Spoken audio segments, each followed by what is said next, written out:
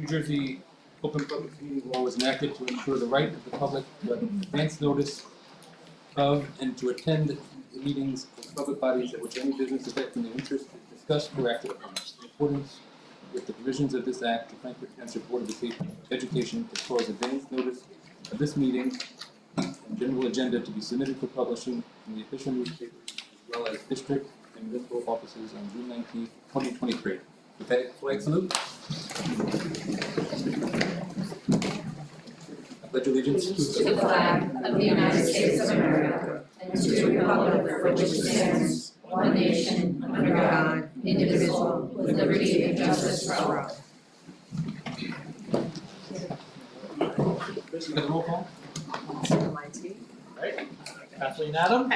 Present. Leif Anderson. Here. Jamie Armando. Here. Caitlin Fredo. Here. Andy Joust. Here. Jennifer Nouse. Here. And John Tiger. Here. We have a quorum. Do we want to start with John's presentation? Yes, we can, sure. One of the faces of Frankfurt and one of our top student leaders, Mr. McCarthy. Hello, my name is John McCarthy. I'm the president of student council here at Frankfurt County School. We are into a very big season, and let me tell you what we are planning.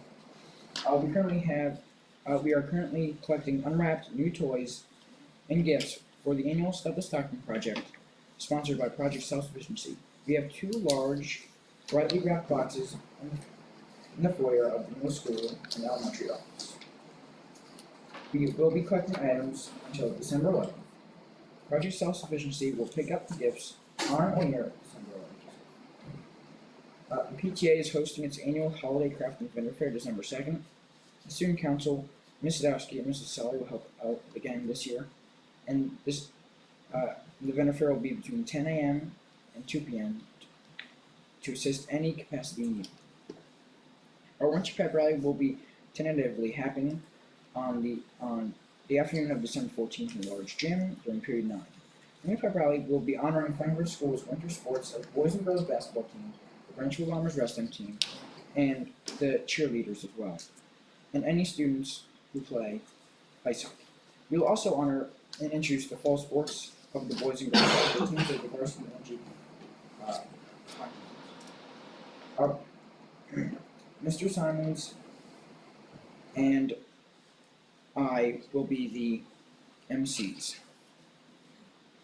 Our Parents Night Out will take place on the evening of December 14th from 6 to 8 p.m.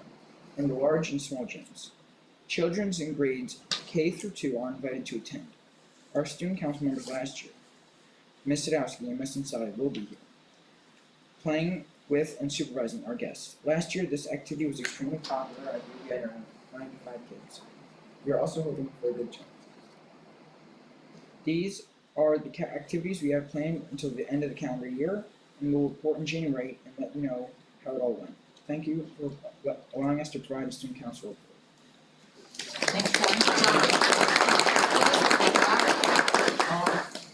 Well, it's December 14th, tentatively, we just have to get it okayed.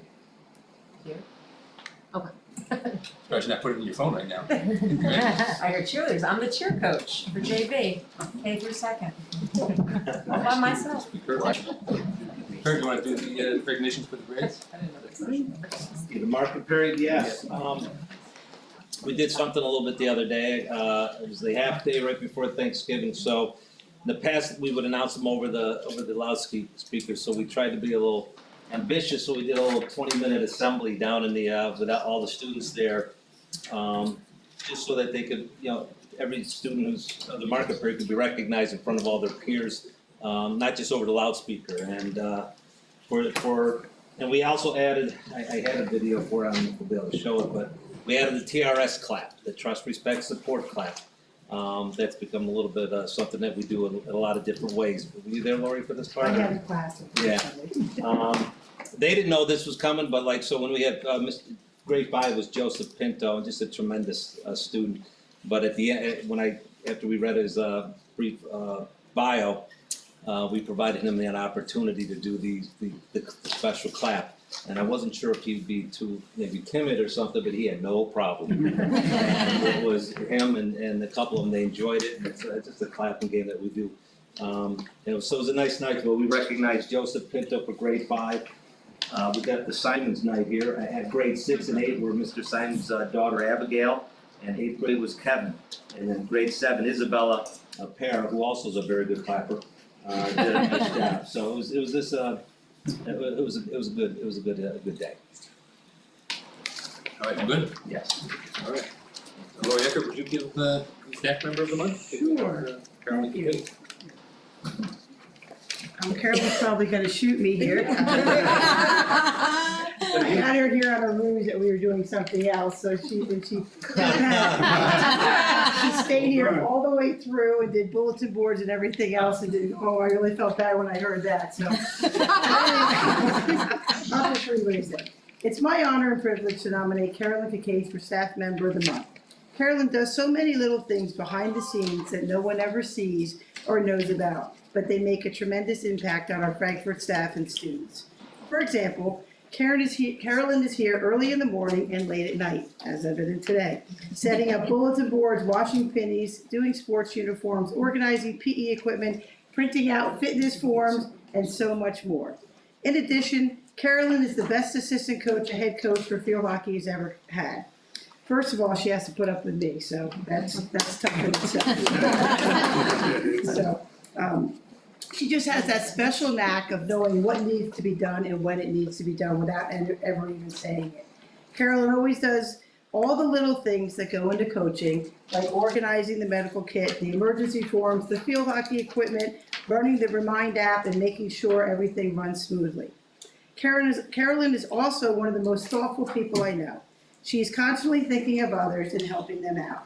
She is an excellent communicator and is always in contact with the teachers, letting them know exactly what is happening. Carolyn is an extremely dedicated staff member who works incredibly hard as an educator. She recently completed her master's in adaptive physical education, and since her reward for that was implementing a new adaptive program here at the school with Mrs. Hoffman's class. So she teaches 2 classes a day extra, or 2 classes in a week for that. She's extremely creative and comes up with fun new games the students love to play, like Hungry Hungry Hippo and Man Overboard. She is also the point person for scheduling within the PE department and makes sure we always work together to coordinate both the gym space and the outdoor field usage. For all these reasons and more, it is my pleasure to nominate Carolyn Kincaid for Staff Member of the Month.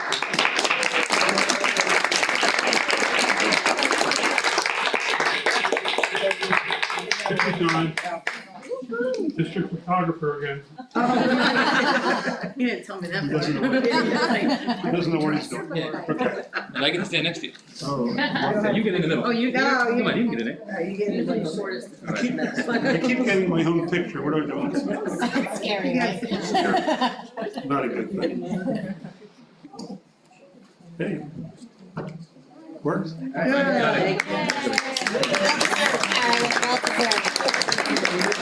Thank you. Nice to know. Thank you. Good call, Lori. Congratulations. Sorry. Do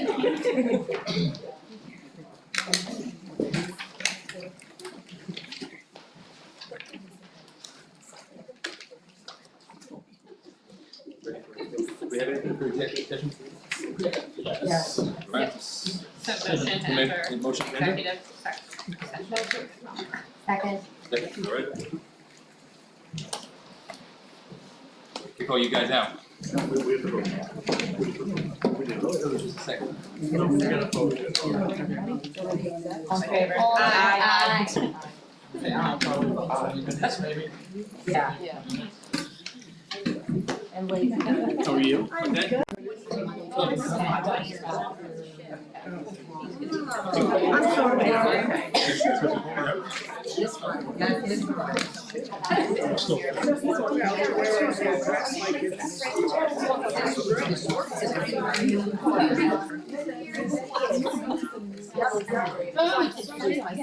I can move over. You guys won't have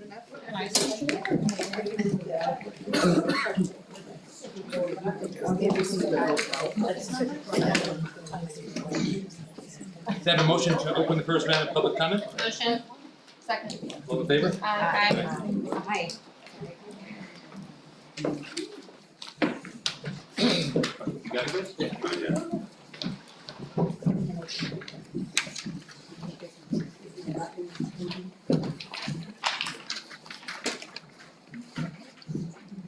have no one signed up for comments. Great, motion to close public comment. Second. Aye. All in favor? Aye. Close.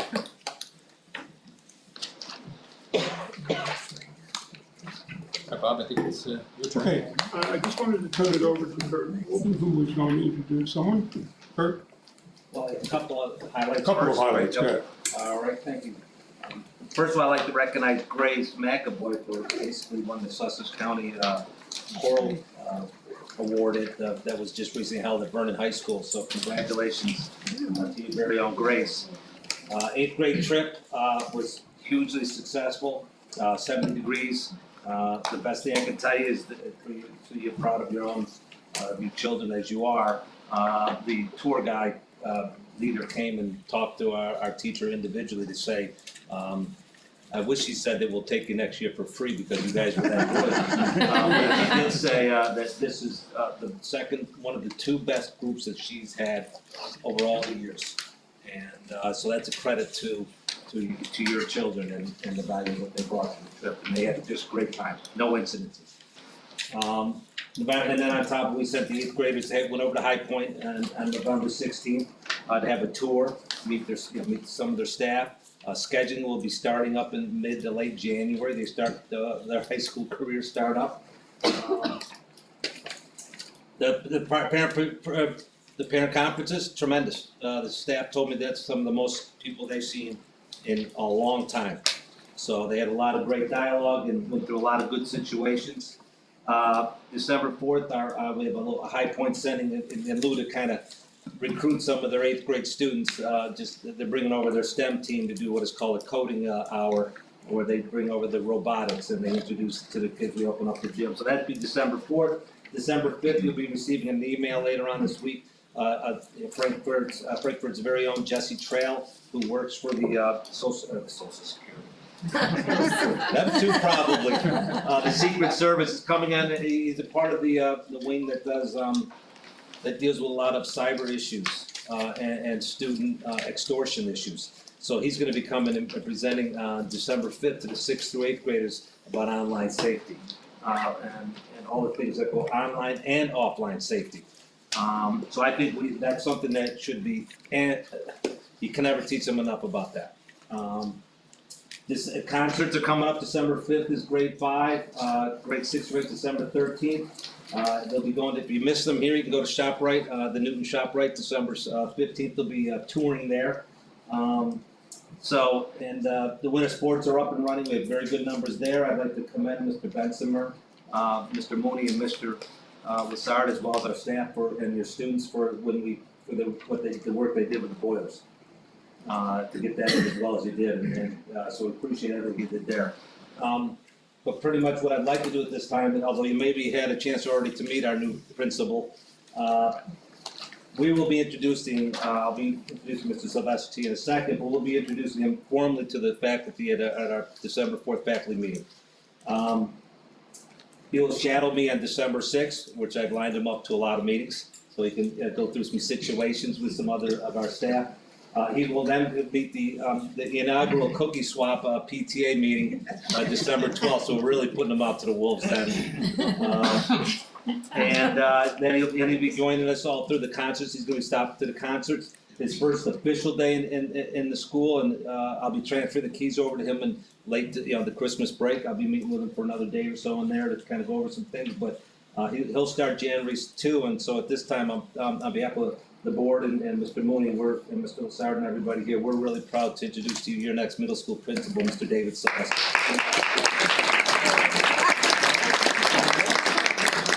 I just wanted to take this opportunity to say thank you to the board members here for your trust, support, and your respect. Continuing on with Mr. Walton's TRS community. I am a community member myself, and I am here to pledge to you to continue Frankfurt's excellence in community, in education, in athletics, and academics, in all fields. I look forward to this opportunity. I thank you for this privilege, and I can't wait to get started, guys. So thank you, everyone here, and thank you. Thank you. If he stays in administration long enough, the gray hairs will come. They're just not there yet. 2 kids under. Didn't happen to me. We need glasses, those glasses aren't working. Use mine. Okay, just a couple of things, enrollment 504, suspensions, fortunately none. Charter school enrollment 4, harassment, intimidation, and bullying reports to date none, that's all good news. I'm gonna go into the report, Janine, we're ready to go. You want, We're gonna dim the lights a bit, Sure, so, you want if you would like to see the details of the presentation, you might wanna come up forward, you can kind of move the presentation, the chairs up a little bit. You can turn and watch, or twist the chairs around, or whatever. Mr. Mooney, CUSAC or testing? Pardon? CUSAC or testing first? Testing. Testing, you got it. Okay. Okay, we're gonna be reviewing the NJSLA results of spring 2023. Okay, this first slide, relatively difficult to read, but I'll go over some of it. If you can take a look at the, I'm having trouble seeing with the lights off too. The first column is the grade level, you can see. The second column is the number of students who took the test. And we'll be announcing later in the presentation that the number of students who took the test was actually 100%, which is very good. For math and for language arts, there are 5 levels of achievement. Not meeting standards, I can read all these, partially meeting standard, approaching standard, meeting standard, and exceeding the standards. And you can see the scores. In this particular slide, we are basically comparing ourselves to the state. And one of the things we just talked about in our previous meeting is that socioeconomically, we do not want to compare ourselves to the state numbers. We want to compare ourselves to a much higher level. But right now, the slides from the state that we're presenting show the state scores in comparison to Frankfurt. Here you have, again, all grade levels. In language arts, you can take a look at it. There are a couple of grade levels where we're a little below where we would like to be. And matter of fact, we always want to do better. Okay? Overall, 56% of the Frankfurt students in grades 3 through 8 met or exceeded expectations in language arts compared to the state, which is just slightly below that at 52%. In mathematics, again, the next slide is mathematics. You'll see an additional column here for algebra. In 8th grade, students take algebra or 8th grade math. Both are very rigorous tests from what we can see. But again, you'll see the scores for 3rd, 4th, 5th, 6th, 7th, 8th, and of course algebra. And the highlight here would be overall 35% of the students, grades 3 through 8, are meeting or exceeding expectations in math compared to the state, which is a virtual tie. Again, not the standard we want, but it's the standard that's being presented here. The 8th grade, for 8th grade, the math outcomes are not represented for 8th grade performance as a whole, since 8th grade is taking either the math or algebra. 70% of the Frankfurt students took Algebra 1, and were meeting or exceeding the standards compared to the state average of 35. That's a high water mark for the district. I think that's a very good thing. The next slide has to do with science. And again, science, there's 4 rating categories in science, not 5. Okay, below proficiency, near proficiency, proficient, and advanced proficient. So that's how they do that. And if you're interested, I could give you the scores that go along with that, but that's a lot of detail. Over 24% of the Franklin students in 5th and 8th grade are proficient or advanced proficient compared to the state average of 23. So we're right about with the state, which again is not our target at all. We're also obligated to report out subgroups. And CUSAC requires us to report out on subgroups, which include special education, ESL, socioeconomically struggling families, and based on ethnicity. However, Frankfurt has fewer than 10 students in these categories, so we're not allowed to report that out because of confidentiality, FERPA rules, et cetera. The next group of slides, again, a little easier to read, shows you the relative scores we're going to start with 8th grade. You can see the scores going across from 3rd grade, 2018, all the way up to last year. And these are last year's 8th graders, obviously. As the students progress through Frankfurt, even considering the learning gaps that came about with COVID, Frankfurt students were prepared for a successful transition to high school. Our upper grade scores are really quite good. So that's the 8th grade scores that you can see. 7th grade scores, again, in ELA and in math, you can see 3rd grade, 2019 through 2023, where our scores were. In 2019, we saw the need for a new math program. Then COVID hit. 2022, we launched our first year of a new math program called Eureka Squared. In 2023, we were starting to see growth using this new program. It takes a while for a program to settle in, and we're starting to see that now. 6th grade, you'll see something here that is concerning, but there's a reason for it. Unfortunately, this grade level in mathematics saw 3 teachers in the 6th grade due to staff absence. Now in 7th grade, their teachers are working to address these gaps and ensure that we're up to grade level as soon as possible. So we do have a problem there, but that was a staffing problem. And in mathematics, it is very difficult to do anything with staffing issues. Here you can see that the cohort is showing growth out of COVID. This is 5th grade. So we went from 37.5 to 63 in ELA, and math went from 27 to 49. So that's a relatively good thing. So that's great. We do have some scores in 4th grade, which we're working on. ELA was 42 in 3rd grade and 24 in 2nd grade. And in math, it was 56 and then 20 in 4th grade. So just to remind everyone, those are the students that were kindergartners when COVID hit. They had 2 days a week of 1st grade. They had masks still in 2nd grade. Like, they didn't have a good year, and there was 19 of the kids. I know Kate's son and my daughter were in the class where Mrs. Magid resigned, and then we had a month with the permanent sub. This is That's actually, them. no, that's last year's 4th grade, right? This Last is year's scores of our last year's current grade. thing. Yeah. Oh, I was trying to make an excuse why they're so low. I appreciate I that. Well, I'm like, these I don't poor wanna kids. talk Yeah. about a specific grade because we shouldn't, but I do have some general comments about things that schools can do that are very practical, that can enhance grades. It has nothing to do with 4th or 6th, just in general, a couple things that are helpful. One of the things we see, and I've seen it for years, is that the programs that you have are very deep. Each unit is very deep.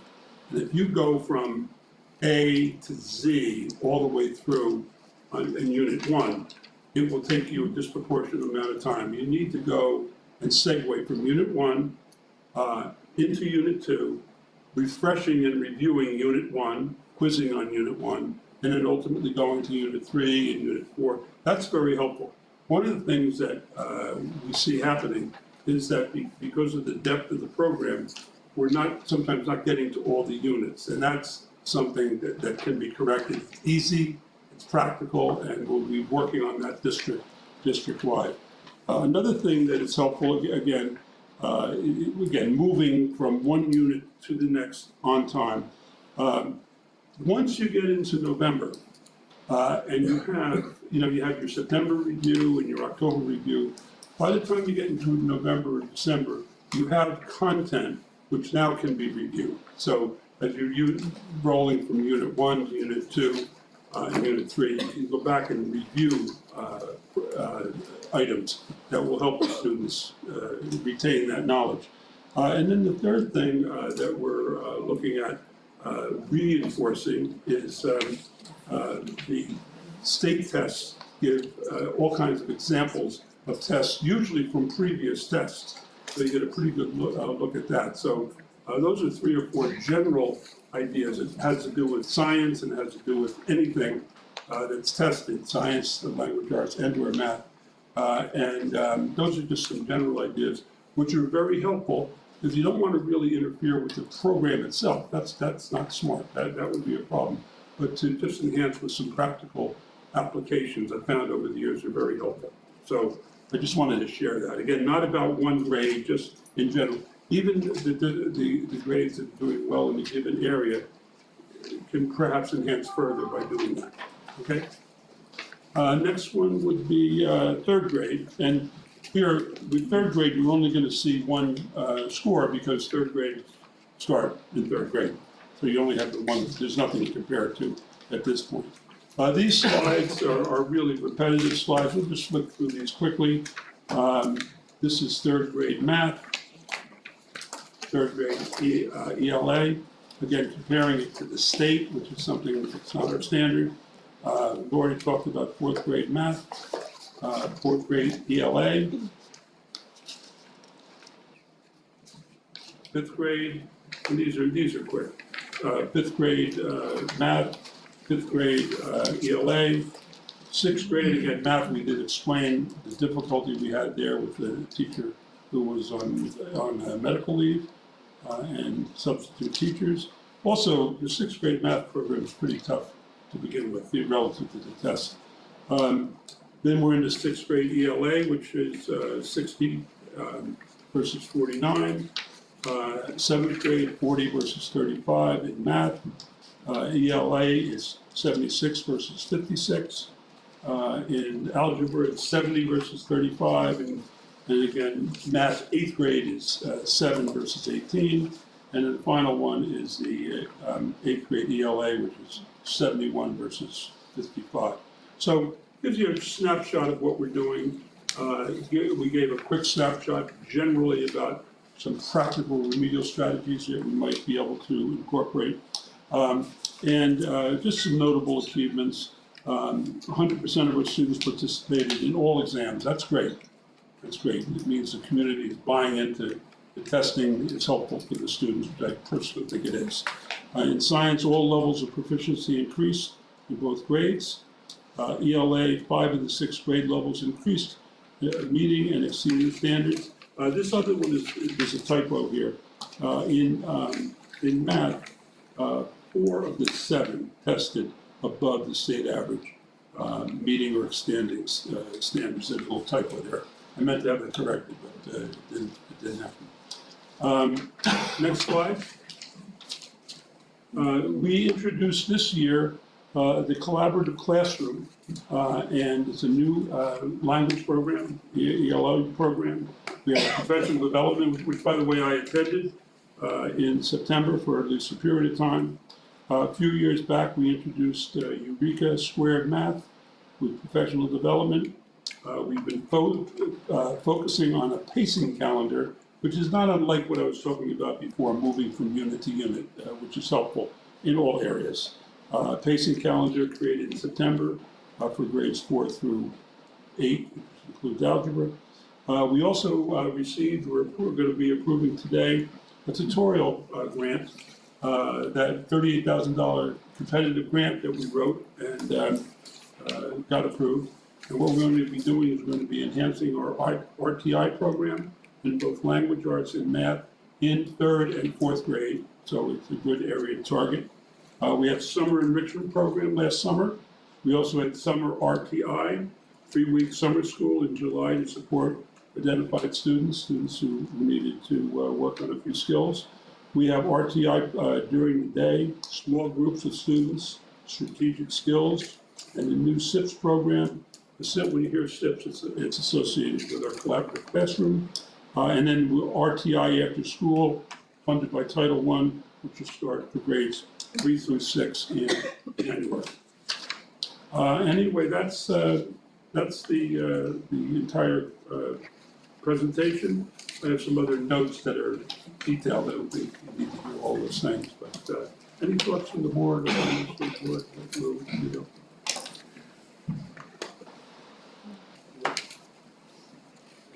Okay, moving on. I just wanted to give a review of the CUSAC. CUSAC is basically I can't see that from here. Let me get my cheat sheet out. I have it right here. Here it is, I have it. Yeah, thank you. But anyway, it's a New Jersey Single Accountability Continuum, New Jersey CUSAC. Basically what it is an audit of the district. Now, our district has not been audited in the last 9 years. Why? Because of good scores and overall proficiency. We were excused from it for a variety of reasons. But right now, they're back looking at everybody, so we're back taking a look at this. The other thing we had was interesting is we had a superintendent change, we had a principal change, we had an executive to this assistant to the superintendent change, and we had a change in the nurse. So there are 4 critical areas. But as you would have expected, Braden came back and gave us all the help we could ask for. So it was wonderful. We have a committee, which you'll be seeing the names of, the committee for CUSAC. We have subcommittees for all the areas. Anyway, there are 5 areas: instruction and programming. Now you see 40% on there. What that means is, not that our score is 40%. Our score, the max we could get at this point is 40%. So we took credit for all of the points we could get. There are 60 points relative to testing that will be coming to us. So if we get, out of that 60, if we get 40, then we will have a score of 80. And 80 is the passing score. If we get 35, we'd have a score of 75. You know, you can do the math on that. But that's what that is. That doesn't suggest by any stretch of the imagination that we're at 40, just so everybody knows. Fiscal management with Chris, our self-assessment is at 100%. Governance, we're at 100%. Operations, we're at 100%. Personnel, we're at 94%. There's one thing we're working on. The other thing I want to mention, and I think this is going to prove to be true, this is not an I gotcha. This is best practice. They come in and they do a review, and they might find some things. Typically, the scores go down a little bit, which is understandable. And then what they do is they give you usually a chance to correct at least some of those things. So we're looking to do that. And you still could get caught under 80 in an area. It's possible, you know. I hope it isn't likely, but it's possible. But this is not an I gotcha. These people are educators, the state people who come in, and they're all good, supportive people. It's not an I gotcha. That's why we're not nervous about it. If there's a few things we have to correct, that's what we'll do. We'll correct them. Okay. So anyway, that's the CUSAC report. I'll be asking the board to approve that. We had our committee last week come in and review the BPRs, which is what you see there, and we need to submit our documents by December 15th, which we will do. There may be some changes to this, and I would keep the board abreast of those changes. Okay, and then I just wanted to go over my standard board report information. We obviously had the student of the month and the faculty member of the month, the first 4 items. The district received approval for the high impact grant, $38,000. It will be used for additional RTI staffing and focusing on students in 3rd and 4th grade particularly. Also, we're looking for an assessment tool. Right now, we don't have an assessment tool for the K through, well, we have something in K. We don't have anything basically in first through fourth grade. We're looking for an assessment tool that's an assessment and a curriculum practice tool. And we're also looking for some miscellaneous supplies. So that's the plan there. We have a second reading of the policy on harassment, intimidation, and bullying. And if you recall, my recommendation on that was to allow the principal some latitude as to whether a given case is in fact a hit, should be investigated as a hit. Danielson model, we need to have approval for our Danielson rubric, that's an annual thing, just ask for that. Nursing plan, routine, again, not unlike other years. School safety and security plan, again, it's just an update with names. HIB school safety assessment, that is an annual program that we have to put out annually. Membership in the following committees, school improvement committee, we had our first meeting. Obviously, we've had our meetings of the subcommittees and the committees for CUSAC. School safety and climate committee, that has to do with HIBs and other related activities.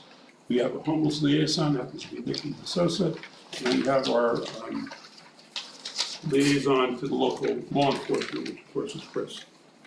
Board of Education, just went over these with the board committee, the curriculum committee, and I mentioned it to the board. I give a document to the board at the meeting and on Fridays or Wednesdays on Thanksgiving weekend. Generally speaking, the goals are rather obvious and easy to identify. There are tasks that need to be performed by the board and the administration. I believe there are 3 goals this current year. If the Board of Education is okay with these, we'll add some detail to it in December. But the 3 goals are pretty obvious. Hiring a superintendent, and they're in the middle of that. Successful completion of CUSAC, which we just talked about. And review preparations for academic progress and state assessments as identified grades and areas. So those are the things we're going to be concentrating on. The rest of that came from Mr. Walden. He already reported on it. The parent and community meeting for the superintendent search is Wednesday in the big gym at 7 o'clock. And we had another very cute little kid parade, our Thanksgiving Day parade, and we're taking pictures of that. It was so cute. This is actually the first time I worked directly with little kids. I used to be a high school phys ed teacher 100 years ago. I really am enjoying it. It's a great world, it really is. So anyway, thank you very much, that's all I have. With regard to the board committee section, education and public relations, Chris, is that who scheduling or the calendar here? Yes, we have the PTA holiday craft fairs this week. This week. Yeah, Saturday. 10. Winter concert on the 5th, winter concert as well on the 13th at 7:30. Then our next board meeting is December 18th. Holiday sing will be December 20th. And then we have 12:45 dismissal on the 22nd, close for recess at the end of the month. Nothing major. Can we just add in, and maybe, I don't know if it has to go under consent agenda number 13, that Mr. McCarthy said there's a pep rally on 12/14 and they needed to get it approved. But maybe it needs to be under FTS school and staff activities on the consent agenda. That's one there. No, when he meant approval, it's just, Just they just didn't basic say it was about a half Yeah. It's administrative. Yeah, approval. that's not board, and it's But only it's for not- grades that's 5 in- through, right? that- During the day, Middle yeah, school it's only Don't my middle little school. cheerleaders get to go out there and Yes. Yeah. We'll make, if you want them out, then we'll make sure they're out there. Yeah. They make the show. There's 15 of them. As they should. To piggyback on that really quickly, for the craft fair on Saturday, I'm running a concession stand, because apparently I'm the concession stand queen for this PTA, and we need soda, so if anyone wants to donate like a sleeve of Coke or, Sprite, that would be really helpful, thanks. In regard to policy, Bob already detailed the second reading of the harassment, intimidation, and bullying. For curriculum and instruction, we met as a committee. Most of the information that we talked about, Bob has already described. Described the NJSLA, plans to improve them. Anybody who would like a copy of that, including the public, request that, we will give you a copy of it. We did detail the CUSAC, The only thing we didn't talk about yet was the NJDOE and the revised standards for English and math. They revise them every 5 years. They were adopted by New Jersey in October 23. We're going to be implementing them in 2024. We'll have a summary of them. We discussed English. We're going to hit math the next time. But that was all we had on the curriculum committee side. Technology update, Rich, is that you? Go ahead, I don't have too much left. go ahead, no, I'll probably have something different. Yeah, I mean, the only things I have update for technology at this point is, we were approved for our funding towards the purchase of the Chromebooks. So I'll be using that for the next purchase this spring for next year's batch of Chromebooks for the incoming fifth graders. So that fortunately is taken care of, and I don't need to add that to next year's budget, but, that's my only major update. The good news is though, with the, I know we keep beating this to death, but, it's been, with the new insurance policies on the middle school Chromebooks, the repairs and damage to Chromebooks has been significantly lower than past years, so I'm very grateful. I understand obviously parents have to put in towards that, but it has made a world of difference on how well these machines are taken care of, and they need to last 4 years, so. A little skin in the game goes a long way. Well, and It does. those new protective cases are new too, right? Oh, yes. Those are really, Yeah, it's they're heavy duty, it's like an OtterBox Yeah. for your computer, so that's It's helpful. working out very well, so, and I really, without Kurt's help on that, promoting it, made it go very well, so I really appreciate that. And, that's all I have. Just a couple of things, you stole my entire agenda there. Sorry. We're gonna work on that. Also, Lexi did a great job, and so did Daryl and staff pushing it to make sure it happened. Just teamwork and making sure the parents and families understood how important this was. And also, you gotta say, the students, because they really rebounded on this completely. And once in a while, something breaks in a computer. We've all had that, we've dropped them, whatever.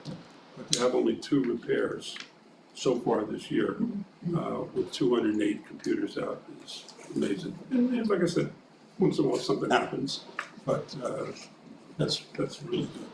We Thank you. added to Chromebook, every 3 to 4 weeks, we have the staff inspect the Chromebooks too. Just to show a little prioritize, Right. stewardship, Great, and that's how to. thank you. Chris, you get the finance and Yes, so just a few updates, so I'll kind of run down through them, you have some information in your packets. First off, just boiler update, boiler is fully installed at this point. They are still just finishing up one of the water heaters, because we used, our boilers were originally our main source of heat, of hot water. So now they've replaced with the 2 new boilers, we now have just 2 gas-fired water heaters, one for the front half of the school and one for the middle school. And those are just being finished up at this point. One thing we do need to do with the boilers, because these new high-efficiency ones are made with stainless steel tanks, because of our hardness in our water, we have to put in a softener system or do a chemical treatment of the water inside of them. Brian Bansimer is looking at, we got a proposal for a company to come in every 6 months and do the water testing and injection of a chemical into the system.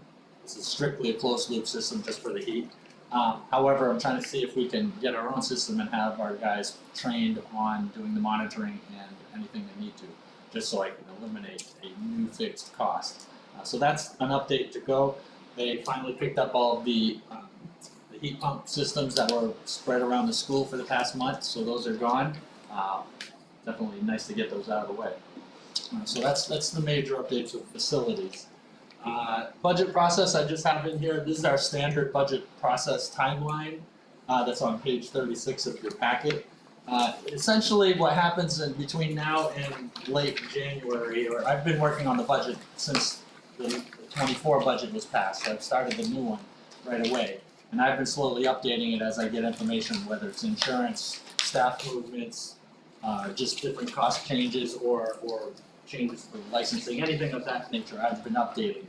In the next week, a notice will be going out to the staff for their, in the contract, people have to know that the staff need to notify us if they'll be moving up on the guide or changing things, so those are all deadlines of early January. So I'll be sending a notice out to everyone in the next week for that.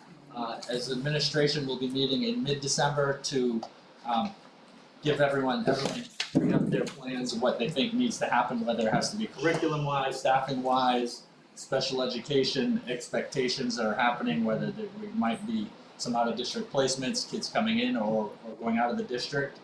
These are all major items that are happening on the administrative level. And then by January, we'll have the preliminary budget ready for the full board review. Usually, generally speaking, we have 2 full board meetings that are not full board meetings that are dedicated to it, but at 2 board meetings, we'll be reviewing the budget as well and the highlights and what to expect.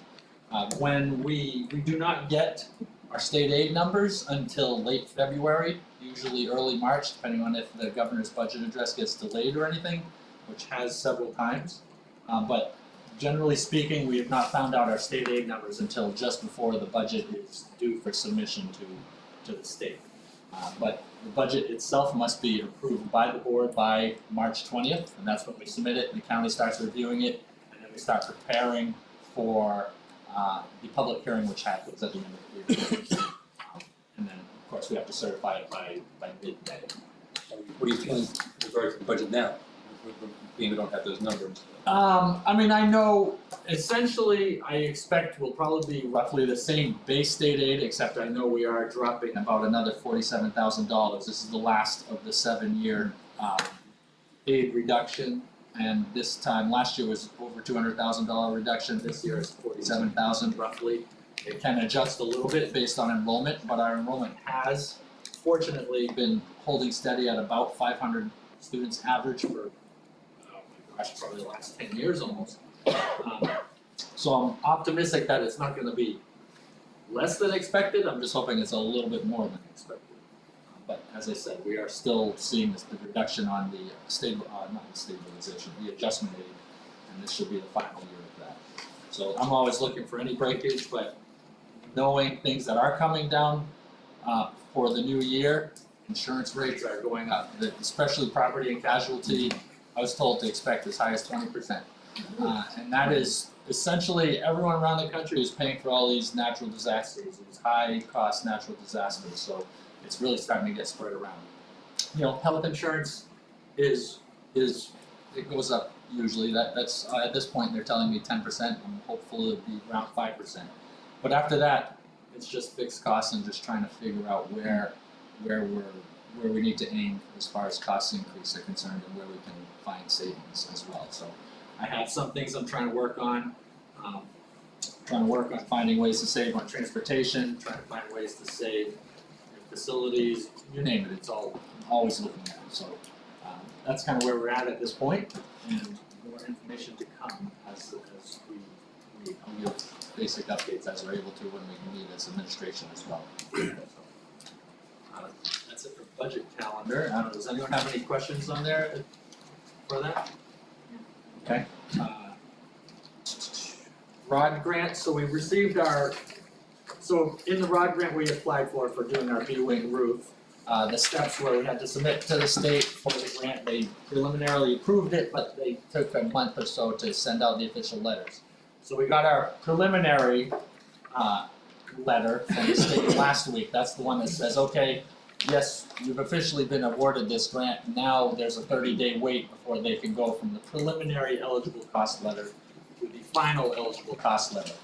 What happens at that point, which is hopefully gonna come in on time at the end of December, from there, the state will then create a grant agreement that we cannot award any contracts until we get that official grant agreement. The hope is that we have that in hand by the end of January.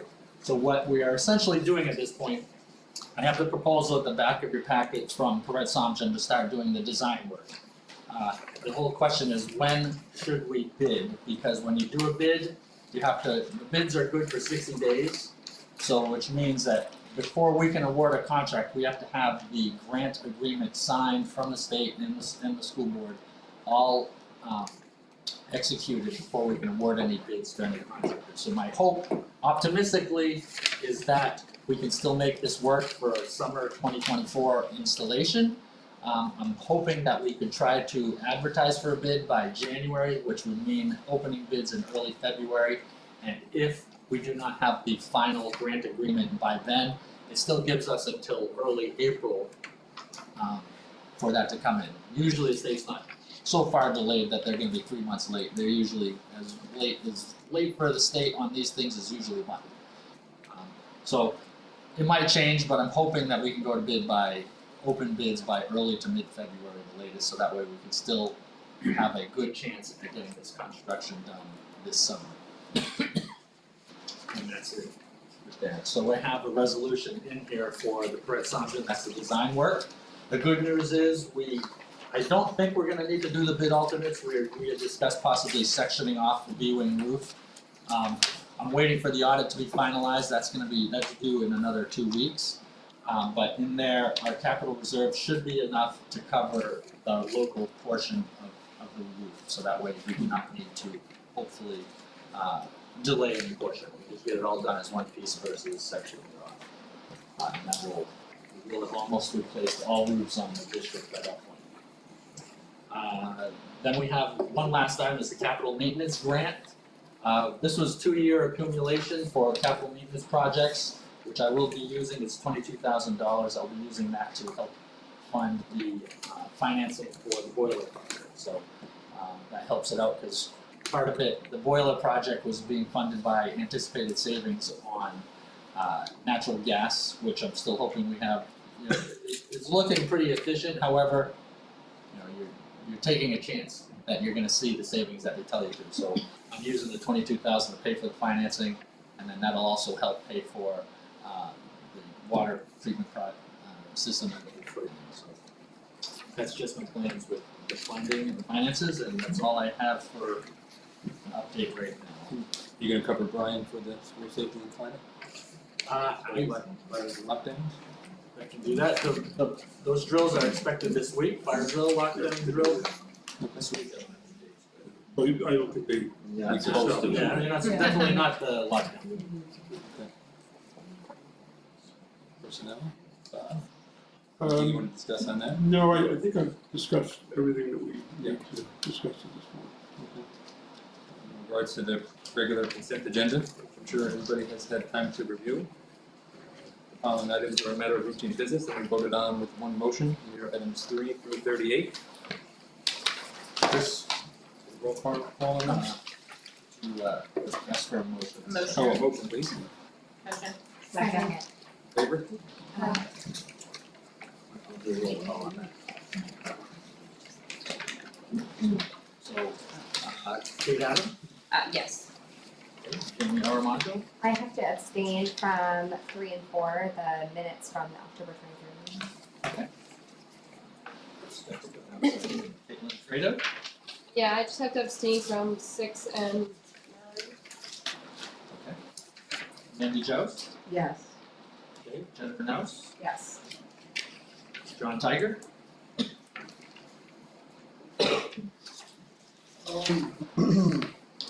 I'm gonna say no to 38 and yes.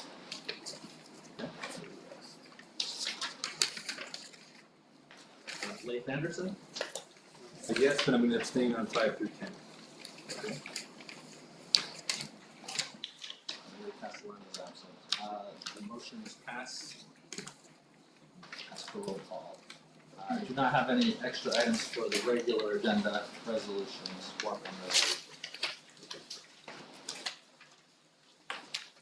Open up the next round of public comment, have a motion, Motion. Second. all in favor? Aye. Anybody on there, Kurt?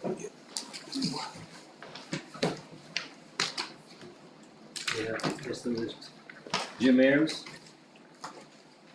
Yeah, I just wanted to say that the mayor could not make it tonight, he's out of town, so I'm doing his place.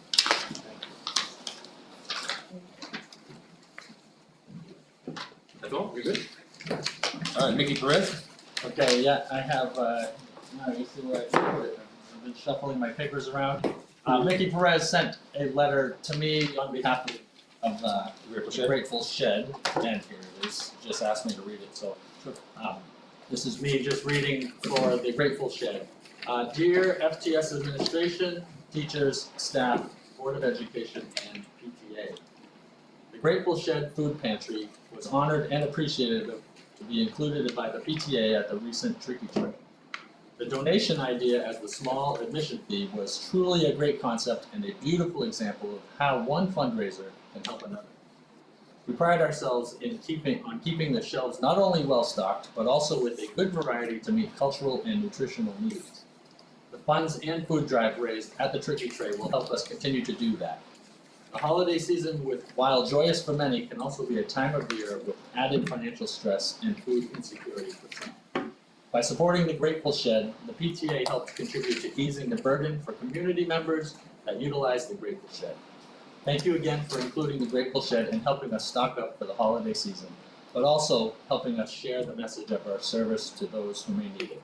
We appreciate you and all you do for our school. Sincerely, Jody, Nikki, and Nadia, the Grateful Shed. Thank you, Grateful Shed. A motion to close public comment? Motion. Second.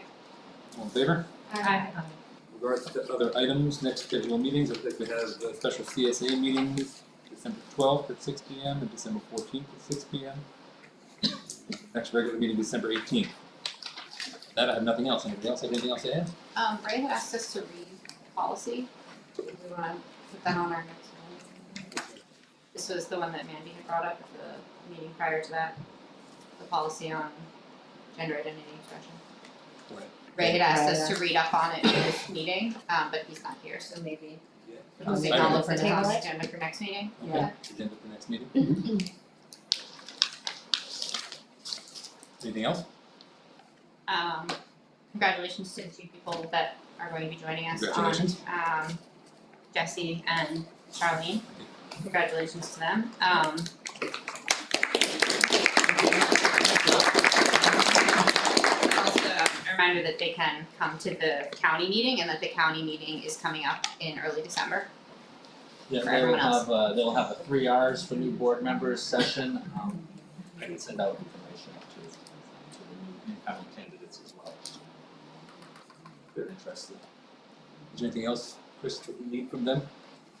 Not at this point. What will happen for new candidates, they'll be, they haven't sent us the certification of the results yet, but either way, Victoria Armstrong will be reaching out to new candidates to do the fingerprinting background checks that are required of all board members as well as employees. And then as we get closer, the reorganization meeting will be the 8th, 7th, I'm gonna get it down here. But anyways, the reorganization meetings are early January, and that's when the new members will take over and elected officers will take over. And also for that meeting, do we have someone scheduled to come in and do ethics training? Yes, Okay. at that meeting will also be someone from school boards who will be doing our annual ethics review, which is mandated that we discuss it every year, so I try to have a professional from school boards to come to administer it versus just talking about ethics. That's the lady that replaced Kathy. correct? Yes, Yes. Ellie, Yeah. right? Kelly. Yeah. Anything else? That is all I have. Board members, anything else? Motion to adjourn? Motion. Second. Okay, over. Have a good night. Thank you.